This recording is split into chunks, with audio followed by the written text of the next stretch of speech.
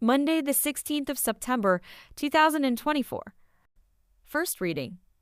Reading from the first book of Corinthians.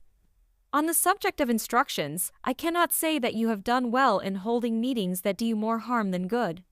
In the first place, I hear that when you all come together as a community, there are separate factions among you, and I half believe it, since there must no doubt be separate groups among you, to distinguish those who are to be trusted.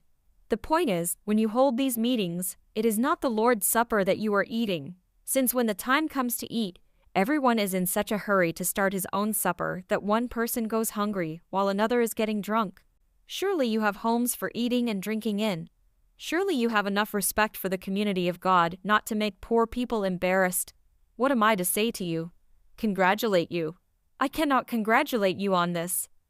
For this is what I received from the Lord, and in turn passed on to you, that on the same night that he was betrayed, the Lord Jesus took some bread, and thanked God for it and broke it. And he said, "This is my body, which is for you. Do this as a memorial of me." In the same way he took the cup after supper, and said, "This cup is the new covenant in my blood. Whenever you drink it, do this as a memorial of me. Until the Lord comes, therefore, every time you eat this bread and drink this cup, you are proclaiming his death. So to sum up, my dear brothers, when you meet for the meal, wait for one another." Responsorial Psalm. Proclaim the death of the Lord until he comes. You do not ask for sacrifice and offerings, but an open ear. You do not ask for holocaust and victim. Instead, here am I. Proclaim the death of the Lord until he comes.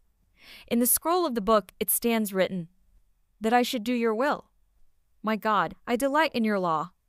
In the depth of my heart, proclaim the death of the Lord until he comes. Your justice I have proclaimed in the great assembly. My lips I have not sealed. You know it, O Lord. Proclaim the death of the Lord until he comes. O let there be rejoicing and gladness for all who seek you. Let them ever say, "The Lord is great," who love your saving help. Proclaim the death of the Lord until he comes. Gospel acclamation. Alleluia, alleluia. Make me grasp the way of your precepts, and I will muse on your wonders. Alleluia. Gospel. Reading from the book of Luke. When Jesus had come to the end of all he wanted the people to hear, he went into Capernaum. A centurion there had a servant, a favorite of his, who was sick and near death. Having heard about Jesus, he sent some Jewish elders to him to ask him to come and heal his servant. When they came to Jesus, they pleaded earnestly with him. "He deserves this of you," they said, "because he is friendly towards our people. In fact, he is the one who built the synagogue." So Jesus went with them, and was not very far from the house when the centurion sent word to him by some friends. "Sir," he said, "do not put yourself to trouble, because I am not worthy to have you under my roof. And for this same reason I did not presume to come to you myself. But give the word and let my servant be cured. For I am under authority myself, and have soldiers under me. And I say to one man, 'Go,' and he goes, to another, 'Come here,' and he comes, to my servant, 'Do this,' and he does it."